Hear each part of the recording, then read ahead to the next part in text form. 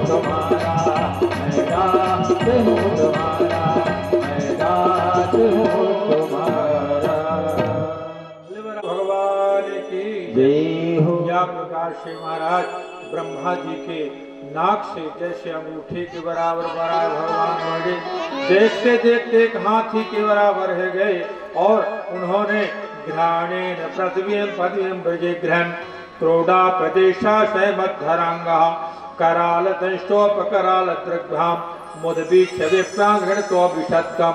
घ्राणेन पृथ्वी, घ्राण कहते नाक से पृथ्वी को महाराज जैसे बारह घूमते हैं ना सुअर लोग, देखिए पृथ्वी को सूंघते हुए इधर उधर घूमते हैं, ऐसे बराह भगवान ने पृथ्वी को खोदते हुए सूंघते हुए क्रोडाप देशा सहमत धरा कराल दृष्टा, जिनकी बड़ी दृष्टा कराल है, बड़े बड़े जिनके दांत हैं, ऐसे महाराज ये हाथी के समान बराह भगवान होकर के ब्रह्मादिक इंद्रादिक देवता भगवान बराह की प्रार्थना करते हैं। उनसे प्रार्थना करके बोले प्रभु आप धरती का उद्धार करो, और समुद्र के किनारे जा करके और समुद्र में प्रवेश किया। समुद्र की कोख फट गई, समुद्र की कोक्षी फट गई, जितने जीव जंतु सब दूर भागे।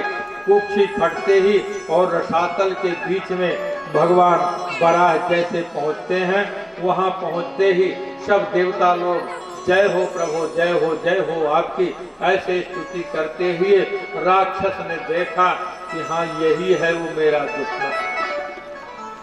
पृथ्वी को बगल में दबाए हुए भगवान से बड़े जोरों से वो महाराज युद्ध में पहुंच जाता और युद्ध करने लगता। बराह भगवान भी पीछे नहीं, और बराह भगवान का और राक्षस राज का, इसका हिरण्याक्ष का बड़ा घमासान युद्ध होता। हिरण्य कहते हैं सोना को, अक्ष कहते हैं आग को, जिसके आंखों में सोना ही बसा हो, बस सोना ही मिले, अच्छाई मिले, मेरी कभी खराबी ना हो, बस अच्छा ही अच्छा रहा, इसको कहते हैं हिरण्याक्ष।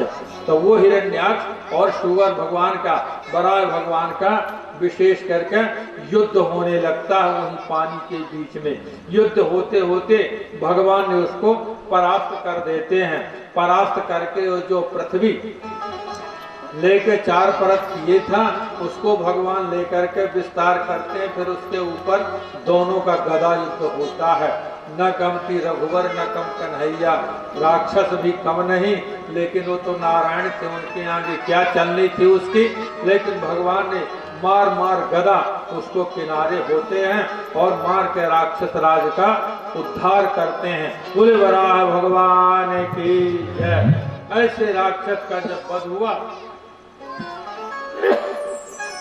पृथ्वी को लेकर के अपने थुथुना में बराह भगवान उस पृथ्वी को रखे और रख करके चलने को होते हैं।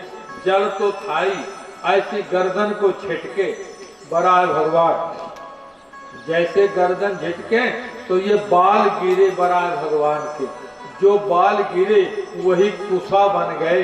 जो पूजा में हमारे आचार्य लोग हम उसको प्रयोग में लेते हैं।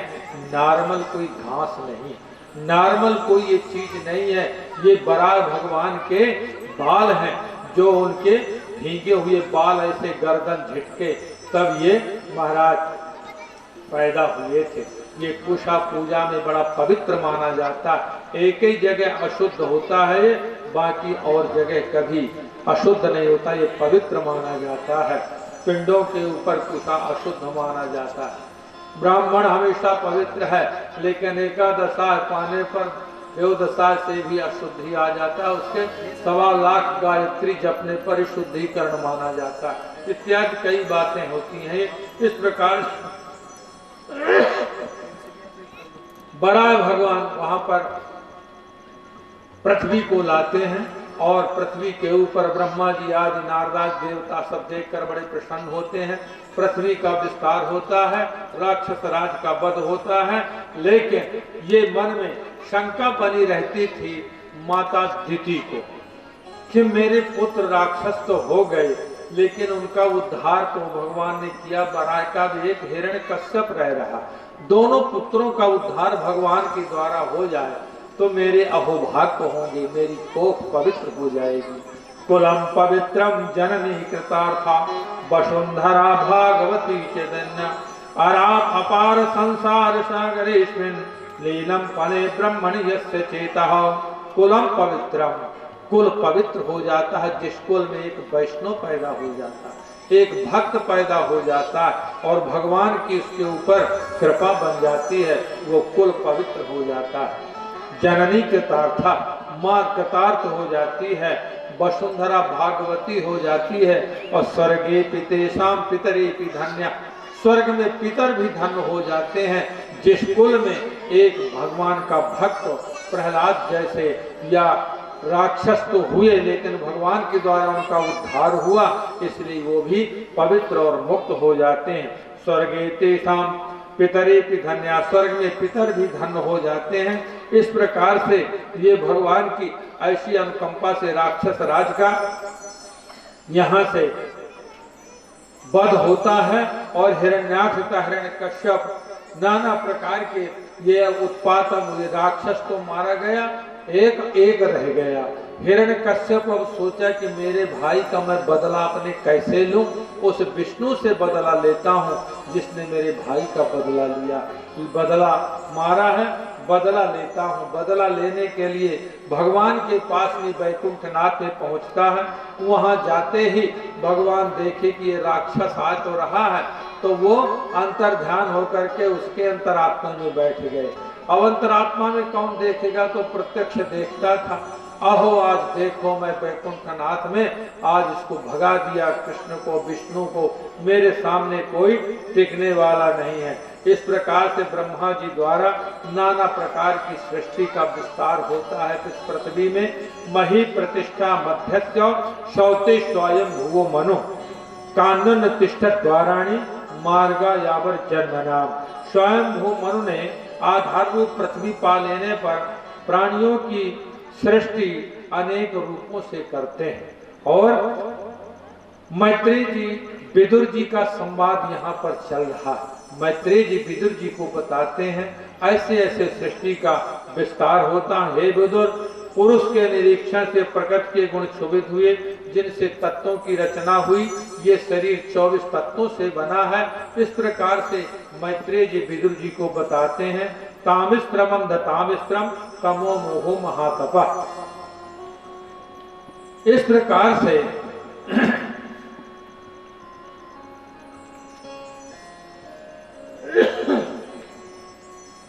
ब्रह्मा जी अनेक प्रकार की सृष्टि किया। 2 खुर वाले, 4 खुर वाले, फटे खुर वाले, बंद खुर वाले, नाना प्रकार की सृष्टि, यक्ष राक्षस किन्नर गंधर्व पुरुष मानव पशु पक्षी इत्यादि की अनेक प्रकार की सृष्टि किया। दक्ष के द्वारा अनेक प्रकार की सृष्टि का विस्तार श्री सुखदेव जी महाराज वर्णन करते हैं।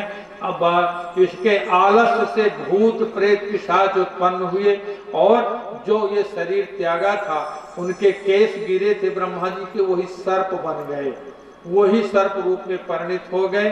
सृष्टि न बढ़ने की चिंता में ब्रह्मा ने एक दिन शयन की स्थिति में क्रोध से अपना शरीर को छोड़ दिया, जिससे जो केस निकले वही सर्प बन गए थे।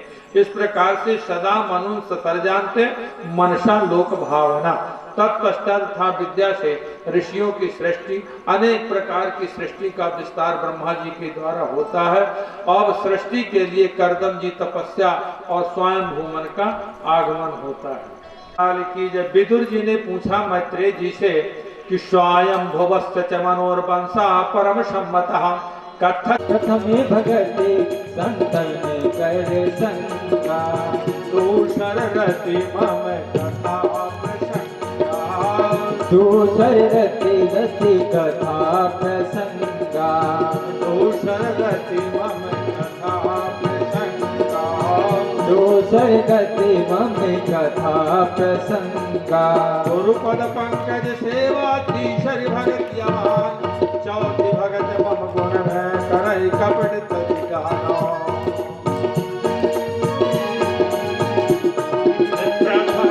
भगति संतन कर शंका प्रथम भगति संतन कर संगा दूसर रति मम कथा प्रसंगा दूसर रति रति कथा प्रसंगा। इस प्रकार से मतलब नवधा भक्ति, ये 9 प्रकार की भक्ति का बाबा तुलसी ने प्रमाण दिया है। यही देवियां महाराज करदम और देवहूति की कन्या रूप में पैदा हुई। 9 देवियां पैदा होते ही करदम ऋषि बोले, देवी अब आज्ञा दो, मैं चलता हूँ, परमहंस गति को प्राप्त करूंगा, भगवान की आराधना करके मैं अपने जीवन को सफल बनाऊंगा। माता देवहूति बोली, प्रभु आपने संकल्प जो किया था, ये कन्या पैदा तो हुई, लेकिन इनको कम से कम कन्यादान करके रास्ते तो लगाए जाओ, इनको कौन करेगा? मैं स्त्री जाति का कहाँ ढूंढूंगा वर और कहाँ ढूंढूंगा घर। भगवान की ब्रह्मा जी की ऐसी आज्ञा हुई। 9 ऋषियों को ये 9 कन्याएं प्रदान कर दिया। बोले देवियां तो अपने घर गई, प्रभु अब कोई एक ऐसा पुत्र हो जिससे एक सहारे में अपना जीवन व्यतीत कर सकूं, तो आप ऐसी कृपा करो प्रभु, इसके बाद आप जनता चले जाओ, जहां जाना हो आपको परमहंस में। भगवान की ऐसी अनुकंपा, एक रात्रि में कपिल भगवान प्रकट होते हैं। बोलो कपिल भगवान की। साक्षात नारायण थे ये, जो कि गंगा सागर में आज भी तपस्या करते हुए 14 जनवरी को लोग जाते हैं, लेकिन वहाँ 12 महीना खुला रहता। 3 साल हम वहाँ रहे, हमारी पलटन, तब हमने वहाँ पर इशारा देखे कि 12 महीना खुला रहता है, कभी भी आदमी जा सकते हैं। और तीर्थ बार बार, गंगा सागर एक बार, लोग कहते हैं। वो ऐसी हुगली नदी है कि समुद्री जैसे मिली है। उस नदी में ही बड़ी लंबी चौड़ी है, कितने कोस लंबी है, कोई पारांत नहीं है। उसी में तूफान आ जाता है तो ये स्टीमर वगैरह ये सब घूमने लगते हैं। वहां से जा करके और फिर कुछ दूर बस से जाना पड़ता है, फिर जा करके वहां समुद्र के किनारे कपिल मुनि का आश्रम है। आगे वर्णन करेंगे। ये कपिल मुनि का प्रादुर्भाव होता है। देवताओं लोग भगवान की पूजा करते हैं, आरती करते हैं, कोई छत्र दिया, कोई चमर दिया, कोई कैसे स्तुति प्रार्थना करते हुए भगवान का साक्षात स्वरूप मान करके माता देवहूति चरणों में प्रणाम किया। ऐसे बैठे हुए चलने के लिए सब इंतजार करते हुए, मैं तो एक आसन में बैठा हूँ, आप तो 2-4 बार दाएं बाएं बदल भी लेते हैं, लेकिन मैं कहाँ बदलने जाऊं। 3 बजे से बैठा हूँ। बोलो वृंदावन बिहारी लाल की जय। लेकिन कथा 8वें स्कंद में जाकर के आपके गजेंद्र मोक्ष, गज और ग्राह की लड़ाई, बलि वामन संवाद, वामन भगवान का अवतार इत्यादि जहां तक कथा चलेगी, प्रयास किया जाएगा भगवान की सेवा का जो भी समय मिलेगा। बोलो वृंदावन बिहारी लाल की। मेरे ही में समाए भजन के भाव भरे भक्ति मेरे।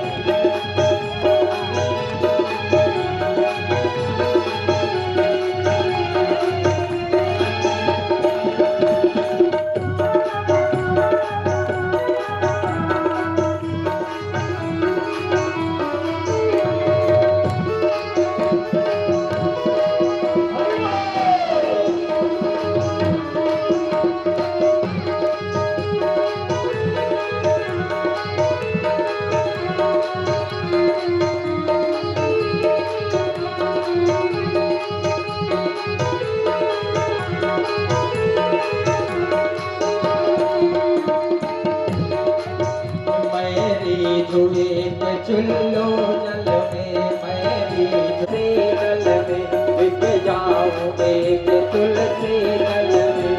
मैरी जुए के चुल्लो जल में, मैरी जुए के चुल्लो जल में बिक जाऊं एक तुलसी जल में, बिक जाऊं एक तुलसी जल में। प्रेमिन रस, प्रेमिन रस, प्रेमिन रस दियो है भजन की भाव भरे भक्ति मेरे में गए है समाए समाए। भजन की भाव भरे भक्ति।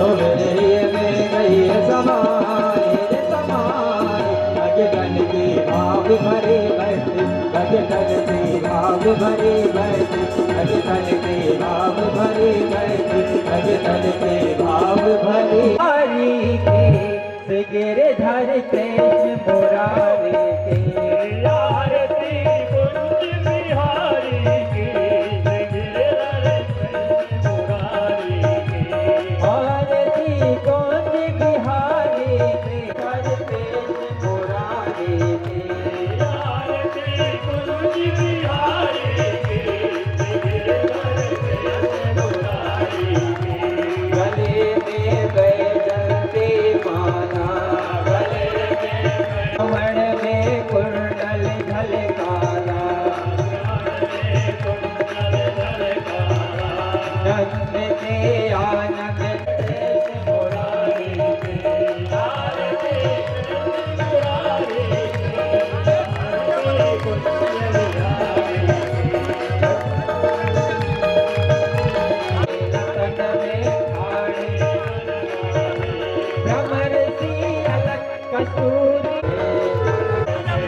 गगन सो